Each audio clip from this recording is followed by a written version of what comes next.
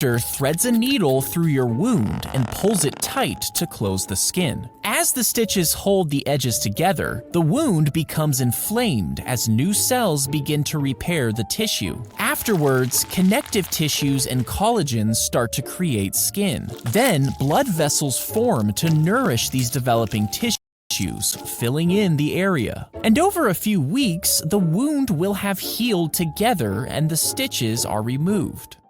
If you get a splinter, most people just go ahead and pull them out. But sometimes they get lodged so deep into your skin that you can't reach them. If the area gets infected, it will start to swell as pus forms under the skin. This creates pressure around the splinter that can sometimes push it upwards towards the skin's surface. And if you're lucky, after a certain period of time, your body could have completely removed it from your skin.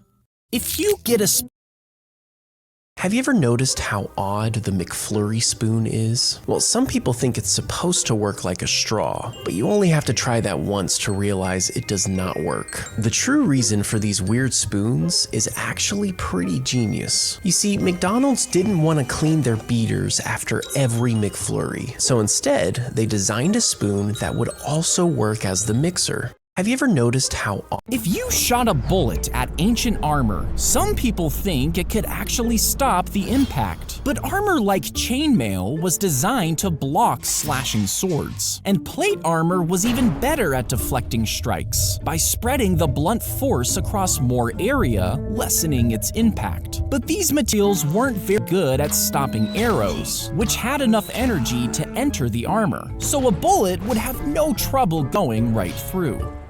If you somehow removed all of the blood vessels in your body and tied them together, you might think it would be about this long. But the human body has thousands of these tiny vessels that weave in and out of every body part. And with all of them combined, if you started in New York, your blood vessels would make it all the way to the Grand Canyon. It would go on to reach all the way across the Pacific Ocean, over Japan, Asia, and all of Europe. And not only would it make it all the way back to your starting point, but it would be able to make this trip 2 to 4 times over.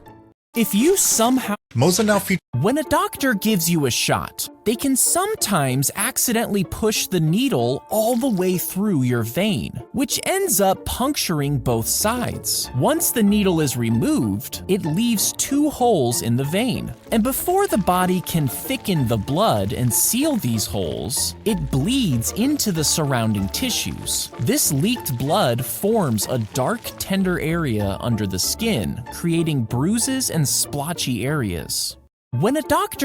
Have you ever wondered how this trick is done? It's one of those things where you know he can't actually be making the salt disappear, but it's still confusing to look at. Well, it turns out that the simplest explanation is the right one. Look closely at his hand during this shot. Do you notice how he sort of grabs his thumb here? Well, this is because he's using a prop called a Dofi finger. He holds it in his fist like a cup, fills it up with the salt, gets it onto his other thumb, and then grabs it off his thumb back into the first position. Watch it again and see if you can notice. Have you ever wondered how this... If you lose one of your adult teeth, the bone where the tooth once was can start to deteriorate. To prevent further damage, a dentist will fill the cavity with a synthetic material that mimics real bone. Once filled, a metal bracket is secured on top and the incision is closed. After the graft has healed, a large implant post is inserted into the new bone. Then a small metal piece is screwed in and a porcelain tooth is secured on top. If you accidentally touched a table saw, you'd probably think your fingers would be cut off. But this isn't always the case. You see, some modern high-end saws actually know the difference between wood and your skin. Once your finger comes in contact with these special saws, it immediately detects the electrical conductivity from your skin. This triggers an immediate mechanical response that stops the blade in less than 5 milliseconds. When a honeybee stings a human, they actually get stuck for a while and can't leave. And this is because their stinger is barbed, which means it can't retract once it's lodged into something. But once the bee finally pulls away, its insides get ripped out because the stinger stays in the skin. This leaves the bee without some of its internal organs, resulting in its death. When a honeybee stings have you ever wondered about this little dangly thing at the back of your throat? Well, even though it looks like a miniature punching bag, it actually serves a handful of important functions. You see, when you swallow food, this thing called a uvula actually swings backwards to prevent the food from going up your nose. It's also constantly producing saliva to keep the throat moist, which aids in swallowing. And because there's a tiny muscle inside the uvula, it can move around, which helps you speak. Have you ever wondered if you're trapped in the trunk of a vehicle, you should immediately start searching for the glow-in-the-dark release hatch. If you don't see the latch, don't panic. Trunks are not airtight, so there's no risk of running out of oxygen. Try feeling around the edges of the trunk for a handle. This may allow you to release the seat back. As a last resort, kick out one of the brake lights. This small opening will allow you to signal for help. If you're trapped in the imagine waking up in a coffin and realizing that you were mistakenly buried alive. Now, this wouldn't happen with the medical guidelines we have today, but in the 19th century, old coffins were found with scratch marks on the inside, making this a legitimate concern. So as a solution, they started adding strings inside the coffins that traveled up to the ground and were connected to a little bell. And if you woke up underground in a coffin, you could just ring the bell, signaling that you're still alive.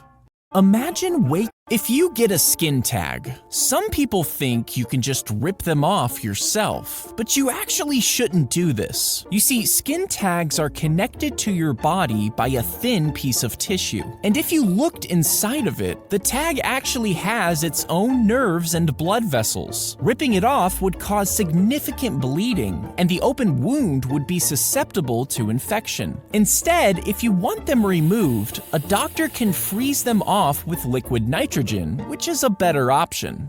If you get a skin tag, if you're stuck in a water slide that's filling up with water, most people think they should try to climb back up. But the slippery surface makes this nearly impossible. Instead, focus on staying calm and try to create space for air by tilting your head back.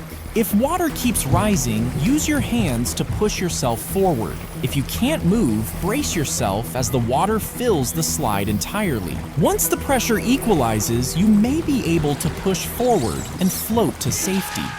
If you're stuck in a Have you ever wondered why the letter E isn't used to grade? Teachers use A, B, C, D, and F, but they skip E. Why is this?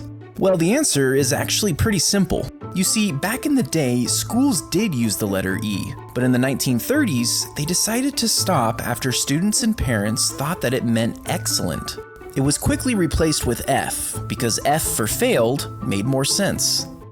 Have you ever wondered? The soldier's foot would break through a hidden bamboo slat and into a hole if they stepped onto a cartridge trap. Inside, a bullet was positioned on top of a nail that was fastened to a wooden board. And when the soldier's foot hit this shell, it pushed the nail into the primer. This caused the shell to suddenly explode and shoot back up at the soldier. The soldier's foot, if you plucked out a single strand of your hair, it could hold about 40 pennies without breaking. But if you braid just half of all your hair into a rope, the combined strength could hold up a large SUV. And if you add in all of your hair into the rope, it could withstand about 15 metric tons, which is about the weight of a young gray whale. If you plucked... A few days ago, I showed you how this trick was done, and I was wrong. This is how I originally explained it. Cane, base, rods, back brace, harness. All that's left for the magician to do is use his core strength to pull his legs up. Well, this magician, known as Special Head, left a comment on my TikTok. He also made a response video proving that theory is wrong. There appears to be no base or harness. In fact, Special Head has some other videos online where he just touches someone's head and levitates. So what's going on here? What's the real explanation to this trick? The answer is that I have no idea. A few days ago, if you chip a piece off of your tooth, a dentist might shave down the surrounding area. Then a bonding material that matches your tooth color is applied and shaped to match the original appearance. Once the shape is near perfect, a special light hardens the material, making it as durable as the tooth. Finally, the dentist polishes the tooth to blend it seamlessly with the others. If you stepped on a whorled prongs hidden just beneath the surface would immediately sense the pressure. This pressure would release a striker pin, activating a fuse. Then an initial explosion propels the mine upwards, reaching about waist height. In the air, the fuse reaches the main charge inside, causing the mine to explode. The casing shatters, ejecting metal fragments at high speeds in all directions.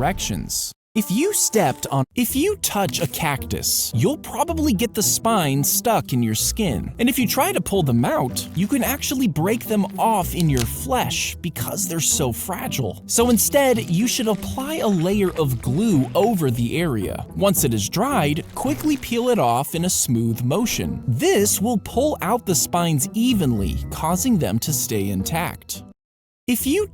Do you notice something weird about how Putin walks? He swings his left arm freely, but his right arm seems like it's stuck to his side. Some people have speculated that because this is a sign of early Parkinson's, Putin might be at risk. But the real reason he walks this way has nothing to do with his health.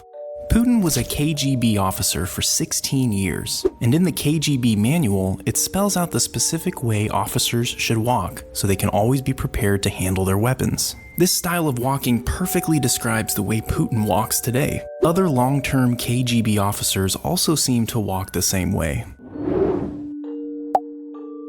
Do you notice something weird about when you use a derma roller? It pushes a bunch of tiny needles into your face, creating small punctures across the surface. Your brain perceives these small holes as wounds, which triggers your body's natural healing response. The body then sends out cells to make collagen and elastin, which helps your skin stay firm and stretchy. Over time, these cells strengthen the skin, giving a firmer and more youthful appearance.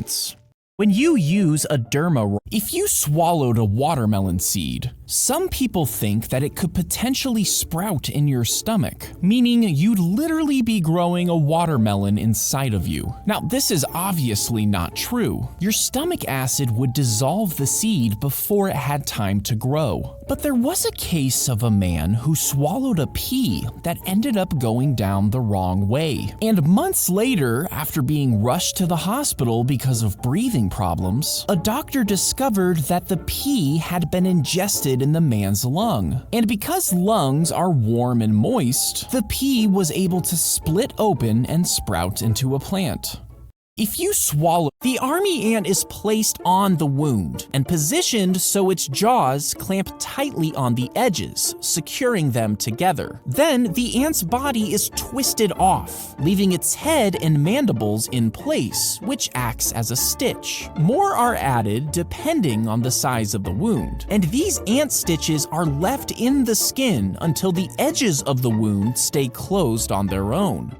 The army ant, when you pump gas in your car, there's this tiny hole connected to a valve that sucks in air. This air intake keeps the fuel flowing smoothly as it fills your car. But as soon as the tank is full, the gas covers this hole, stopping the airflow and creating a vacuum inside. And this change in pressure triggers the pump to stop the flow of gas.